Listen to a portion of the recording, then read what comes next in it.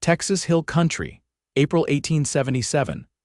The sun was high, and the air held the first heat of spring when Briony Nells dropped her basket of fallen peaches in the orchard and pressed the back of her wrist to her forehead. Sweat clung to the fine strands of hair at her temples. All around her, branches heavy with blossoms swayed in the breeze, but no one else moved among them. The land was quiet, too quiet. She was alone. The silence had been her constant for almost a year now, since the day her husband rode off and never came back. Some said he ran off with another woman in San Antonio. Others said Comanche. Briony stopped listening after a while. What mattered was he left her and their daughter and never looked back. She bent to gather the peaches again, her back aching from hours of bending and reaching. A soft thud of hooves pulled her attention. She straightened and squinted toward the trail just beyond the orchard gate. A rider approached, tall in the saddle and moving slow as if he was not in any hurry. His horse, a broad-chested bay, stepped steady through the dust. She tensed. Then the man swung down from his saddle. His boots hit the earth with a solid thump, and he pushed his hat back just enough so she could see his face. His jaw was rough with travel dust, his eyes sharp with something quieter than trouble. He looked straight at her. "You all right, ma'am?" he asked. Briony blinked. "Yes, just picking fruit," he nodded once. "Saw the orchard from the ridge, looks near forgotten." "It is not," she said, chin lifting. "I keep it." The corner of his mouth tugged, not quite a smile. "Looks like you do." He stepped closer, leading his horse. His eyes flicked to the basket, then back to her face. "Name's Rourke Orlan. Briony Nells," she said, watching him. "This land belongs to me. I can see that." From the side of the house, a small voice called out. "Mama," Briony turned. A girl no more than 4, with hair the same soft brown as hers, peeked out from behind the porch post. "It is all right, Elira," Briony called. "Just a traveler." Rourke's gaze followed the girl's voice. "Yours?" "Yes, my daughter." He gave a slow nod. "She looks like you." Briony felt her chest tighten. No one had said something kind like that in months. Most just looked at her with pity or judgment. A young widow. A woman left behind. "I can keep riding," Rourke offered, but he did not move. Briony hesitated. "Do you need water?" He looked at the dust on his coat. Would not say no. She led him to the well, watching him from the corner of her eye as he let his horse drink. He moved with quiet purpose, used to the land, used to being alone. She recognized it. It was the same way she moved now. "You from around here?" she asked, drifted down from Abilene, looking for work. "There is not much here, enough for someone willing to do it." She looked at him a long moment. His horse was well cared for, his saddle worn smooth, a rifle strapped to the side, but his hands stayed loose. "Not a threat, not yet. I have a fence half fallen over," she said. "I can fix a fence. And some trees need trimming. I know my way around an orchard." She folded her arms. "I cannot pay much," not asking for much. That night, Rourke slept in the barn. Briony watched him from the kitchen window as he spread his bedroll in the hay. Elira tugged at her hem. "Is he staying, Mama?" "For a little while," Briony said. "Just to help." Elira nodded like that was enough. By the 3rd day, the fence stood straight again. By the 5th, the trees had been cleared of dead limbs, the orchard neat and open beneath the wide blue sky. Briony found herself watching him more than she meant to how he moved, how he knelt to talk to Elira like she mattered, how he never once asked what happened to her husband. One morning he was chopping kindling when she brought him a biscuit and coffee. "You work hard," she said. He took the cup. "You do too." She looked out over the orchard. "This place my father planted every tree. My husband was meant to tend it. After he left, I almost let it all go. But you did not." "No," he studied her. "You are stronger than most men I have known." She blinked, surprised. He looked back at the trees. "I lost someone too, a woman, long while back." Briony's voice softened. "What happened?" "Fever took her in Kansas. No one to blame but the land." They stood in silence, the kind that did not feel empty. Then Elira came running with a peach in both hands, and Rourke crouched to take a bite when she offered it. Her laughter filled the air. Briony's heart ached in a different way then. That night, a storm rolled through. The wind pulled at the shutters, the thunder a low growl across the hills. Briony sat at the table trying to sew by lamplight, but her hands trembled. A sudden knock on the door made her jump.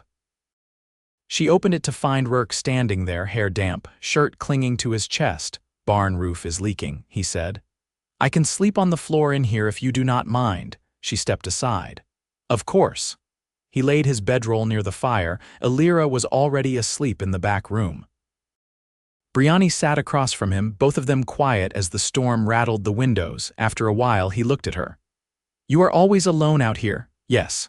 No one helps. No one stays." He watched her, eyes steady. "I could," she stared at him. "Why would you?" His voice was low. "Because I want to." She felt something shift, deep and slow, like a root finding water after a long drought. The next morning, the storm passed, but Rourke did not leave. Days turned to weeks. He fixed the chicken coop, planted new saplings, taught Elira how to carve little animals from sticks. Briony found herself laughing again, sleeping better. She caught him looking at her sometimes like he was memorizing her face. One evening, while Elira chased fireflies, Briony stepped up beside him on the porch. "I do not know why you stayed," she said. He looked at her. "I think I found what I was looking for," she swallowed. "What was that?" His hand brushed hers, slow and certain. "A place that feels like home," her breath caught. "You make it feel that way too." He leaned closer, not rushing, waiting. She closed the space between them and kissed him, soft and sure, her hands trembling against his chest. When she pulled back, he rested his forehead to hers. "I am not going anywhere, Briony," her eyes filled. "Good. Because I want you to stay." And he did. By late May, the orchard carried the scent of sun, warmed grass, and ripening fruit, and the air buzzed with bees thick around the blossoms.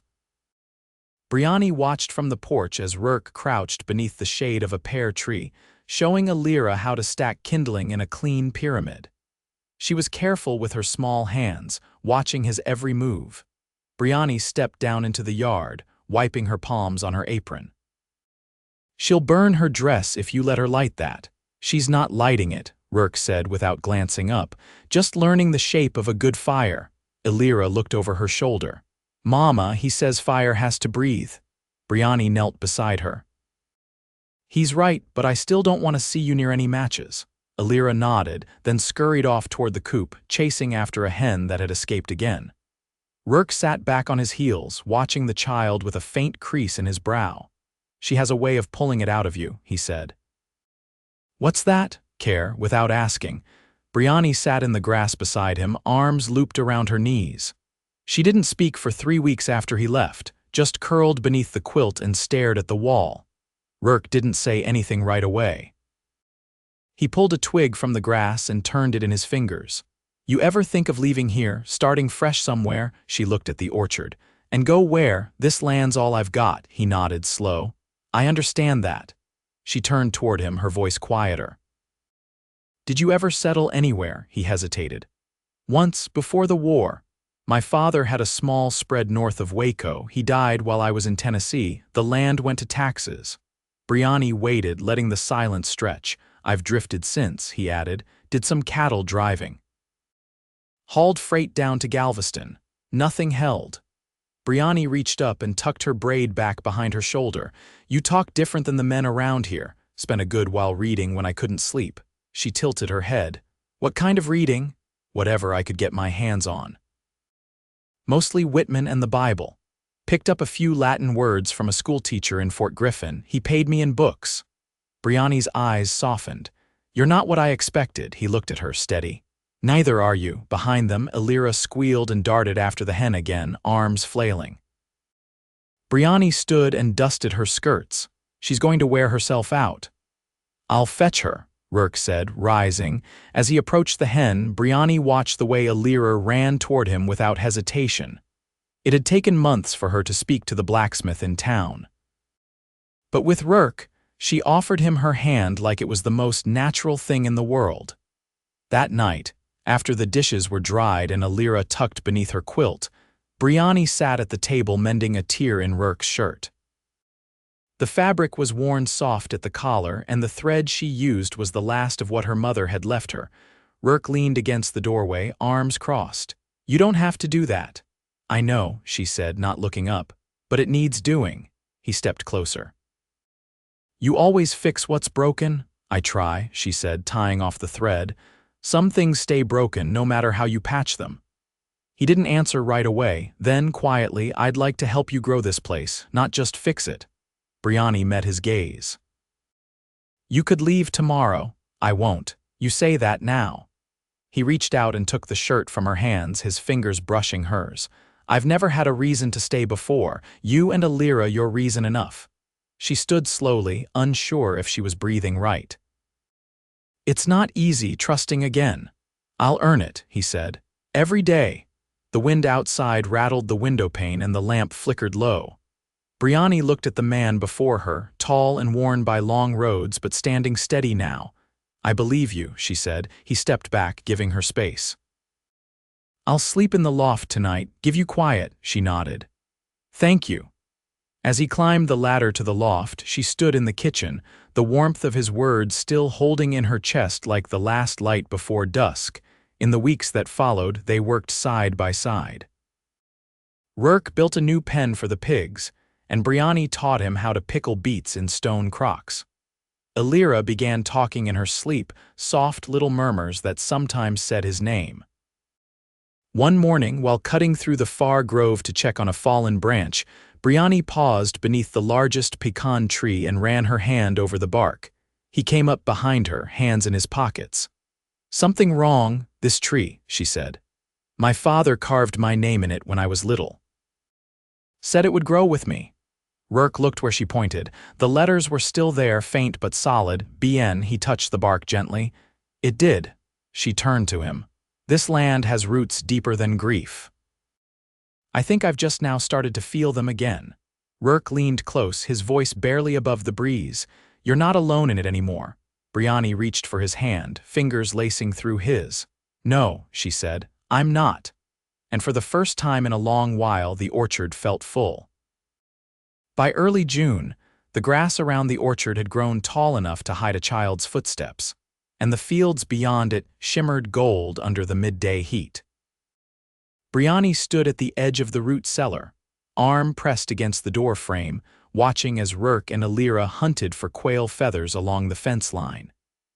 Her daughter held a strip of muslin in one hand, determined to tie the feathers into a doll's hair. You'll scare them off stomping like that, Rourke said, voice carrying just enough for Briony to hear. They're too fast anyway, Alira huffed. Then you have to be still longer than they expect. Alira dropped to her knees, completely still except for the twitch of her braid. Rourke crouched beside her and traced a faint track in the dirt with his finger. Briony turned back inside, smiling faintly, and began hauling up jars of last year's preserves, setting them one by one on the shelf near the door. They'd need to make room for this season's canning. Later that evening, as the sun sank behind the hills, she found Rourke in the old shed behind the house, sanding down a plank of cedar. The scent of it hung heavy, sweet, and resinous in the warm air. You're building something, she said, brushing sawdust from the doorway. He looked up, eyes crinkling. Alira asked where the chickens go when it rains, figured I'd give them a better answer than wherever they can. Briony stepped closer, smoothing her hand across the planed wood. You could have just told her they hide under the porch. She deserves better than that. She met his gaze, and something quiet passed between them, something neither of them named. What about you? He asked. What did you want when you were her age? Briony folded her arms. I wanted a horse of my own, one that didn't belong to my father or the neighbor's boy. I'd braid its mane and ride it bareback down to the creek. You ever get one? I did, when I turned 18. He was stubborn and half wild, but he never threw me. What happened to him? Died the winter Alira was born. He got caught in a ditch and broke his leg. Rourke nodded, quiet. You gave him a name, Rowan. He leaned the plank against the wall. You name a horse that means he mattered. They stood in the shed doorway as the wind picked up, rustling the mesquite leaves. Briony clutched her shawl closer. I haven't spoken his name in years. Rourke didn't touch her, but he was close enough to feel like shelter. Some things are worth remembering even if they hurt. She was about to reply when Alira called from the porch, waving a stick with feathers tied at the end. "Mama, look what I made." Briony stepped out and waved back. "I see it, sweetheart. She's proud," Rourke said beside her. "She's never made something for herself before. She will now." That night, after Alira fell asleep with the feather stick beside her, Briony walked back out to the porch where Rourke sat sharpening a blade against the whetstone. The moon was high, casting long shadows across the yard. "I had a letter from my sister," she said, pulling her shawl tight. "I didn't know you had one. Not many do. She moved to Abilene before the war, married a man who sold dry goods. She wrote to say she's expecting her third child." He set the knife down. "You'll visit?" Briony shook her head. "She offered to send for me, said I could start over there, help her run the store." Rourke didn't speak, just waited. "But I don't want to go," she said, voice firm. "This orchard, this land, it's not just what I have, it's who I am." Rourke's voice was low. "Then stay, build something here. Not just keep it going." She looked at him, the sharp lines of his face softened by lamplight spilling through the window. "With you, if you'll have me." She leaned against the porch post, heart steady for the first time in years. "You already built a henhouse and taught my daughter how to track birds. You think I'd let you walk away now?" He stood, slow, and crossed the space between them. "I'd never walk not from you." She reached up, fingers resting against his chest. "Then don't." He kissed her, slow and certain. When they parted, her hand stayed over his heart. Inside, Alira stirred in her sleep, and the house creaked with the sound of settling wood and wind. Briony looked past Rourke to the orchard, its branches black against the sky, and felt the ache of loneliness finally loosen its grip. Tomorrow, they'd begin building a new gate at the back field. The peaches would be ready for picking by month's end. And when the first jar of preserves filled the cellar shelf, it would be theirs, not hers, not his, just theirs. The kind of life that didn't have to be chased anymore. One you could stand still and grow into. The last rain had passed 2 weeks earlier, and the earth held its breath under the weight of summer. Each morning, the heat came sooner, the wind carrying dust instead of cool air. Briony woke before the rooster now, moving through the kitchen in bare feet, careful not to wake Alira. The girl had taken to sleeping with the feather stick tucked under the quilt, and Briony hadn't the heart to move it. She set the coffee pot on the stove and stepped outside with the water bucket. The sky was still pale, streaked with the first amber light. Rourke was already out back, shirt sleeves rolled, working the handles of the new plow attachment he'd fashioned from parts salvaged in town. He didn't look up until she called his name. "You'll wear yourself thin," she said. He leaned against the fence, wiping his brow with the crook of his arm. "Could say the same to you." She smiled faintly, setting the bucket down. "You plan to run the whole place before breakfast," he nodded toward the barn. "Thought I might take the wagon into Comfort today. Sell a few jars, see if the ironmonger's stocked any new hinges." She crossed her arms. "You think the wagon'll hold on the downhill? Not unless I fix that right wheel." She tilted her head. "You always talk in full plans. Only when I mean to see them through." Briony glanced toward the open fields. "You'll be gone most of the day. Figured you could use the quiet." She hesitated, then stepped closer. "You don't have to go alone. Alira'll need watching. She can come. She's not fond of long rides." Briony looked down at her hands. "Then bring back something for her. Doesn't have to be much." He reached out, brushing a bit of straw from her sleeve. "I'll find something she hasn't seen before." Later, after he'd gone, Briony set about tending the garden beds near the side porch. She crouched among the rows of beans, flicking beetles into a tin pail, the back of her neck damp with sweat. Alira sat nearby on an overturned crate, drawing in the dirt with a stick. "Mama," she asked without looking up. "Yes, love. Are we staying here forever?" Briony paused, hand cupped around a young stalk. "Why do you ask that?" Alira shrugged. "Just wondering." "Some folks don't stay." Briony sat back on her heels, brushing her hands on her skirt. "Do you want to stay?" The girl nodded. "I like when he's here." Briony watched her a long moment, then ran her fingers through the soil. "So do I. By the time Rourke returned, the sun had dipped just below the ridgeline, and the cicadas had begun their slow, rising song. The wagon creaked into the yard, its right wheel steady under a new brace. Briony stepped out as he pulled the horse to a halt, Elira darting ahead of her. Rourke climbed down, a small cloth bundle in hand. "For you," he said, passing it to the girl. She unwrapped it carefully, revealing a carved wooden horse no larger than her palm. Its mane was etched with careful strokes, and its legs stood firm. Elira beamed, holding it to her chest. "He needs a name." Briony met his eyes. "You made that?" On the way back, stopped near the creek. She stepped closer, voice low. "You remember everything she says. She deserves someone who does." That night, after Elira had fallen asleep with the wooden horse beside her pillow, Briony stood at the kitchen table, stacking jars of blackberry jam he'd brought back unsold. He leaned against the doorframe, watching her. "Town's quiet," he said. "Too quiet." One of the shopkeepers mentioned trouble south of Careville, travelers getting turned around, strangers asking questions. She didn't look up. "We're far from that, for now." She turned toward him. "Are you worried? Only about you?" She crossed the room, standing close enough to feel the heat from where his shirt clung damp to his collar. "Then stay close." He reached for her hand, rough fingers tracing her knuckles. "I intend to." She looked down at their joined hands, then back up. "You ever think about having your name on land again? Only if yours is beside it." They stood like that, the air thick with night sounds. No declarations. Just truth passed between them like breath. Outside, the wind shifted, carrying the scent of flowering sage. Inside, Briony rested her head against his chest, and he held her as though the orchard itself had tethered him there. And it had, by late July, the orchard had grown heavy with fruit, the limbs bowing low under the weight of ripening peaches. The sun rose high and fast, burning off the morning dew before the first pail was filled. Briony had taken to tying her hair in a tight knot, sweat already slicking her neck by the time the roosters quieted.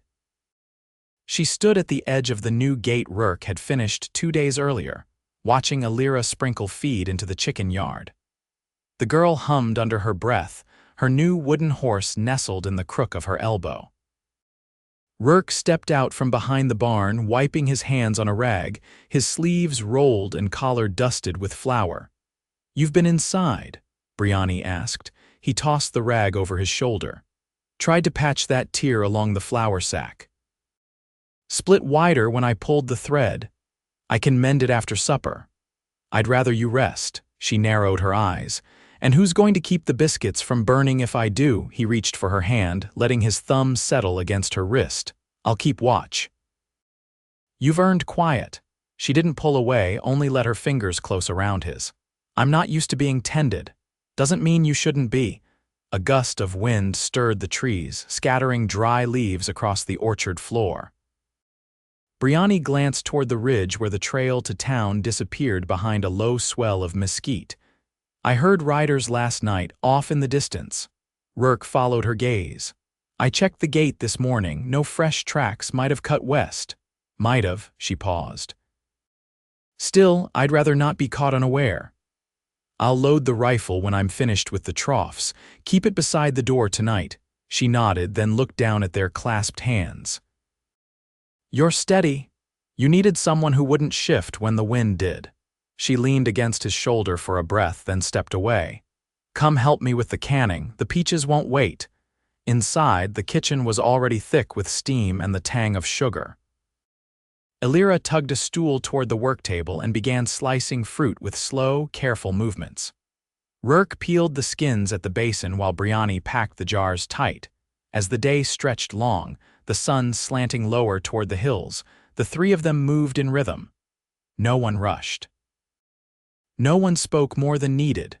The quiet was full, not empty. When the jars were sealed and the kitchen aired, Briony poured water into the basin and wiped her hands dry. Rourke was setting the rifle beside the hearth, checking the latch on the window above it. "You ever think about marrying again?" she asked, not turning. He didn't hesitate. "Only since I found this place." She faced him fully. You'd marry a woman with a child and land that's half work, half memory? I'd marry the woman who made it worth staying. She stepped closer. You're sure? I've never had steadier ground. Elira's voice floated in from the porch.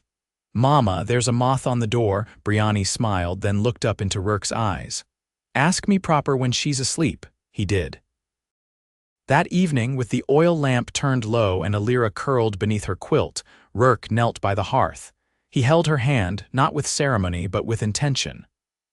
I want to build something with you that lasts longer than fences and fruit trees. Will you let me? Briony's answer came easy. I will. They married at dawn the following Sunday beneath the tall pecan tree. Briony wore a dress her mother had stitched years before and had tucked away for such a day. Rourke shaved and wore his cleanest shirt, the sleeves neatly pressed.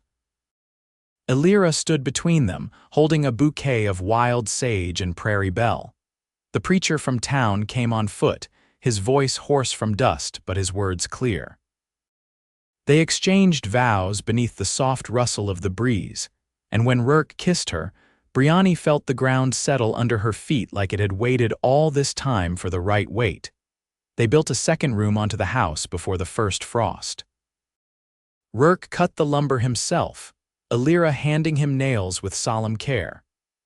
Briony planted winter greens and taught him how to jar pickled beets beneath the root cellar's low beams. When the cold came, it came hard, but they had wood stacked high and meat dried on hooks. On the longest nights, they sat by the fire wrapped in quilt and silence. Sometimes Rourke read aloud from the old books he'd carried in his pack.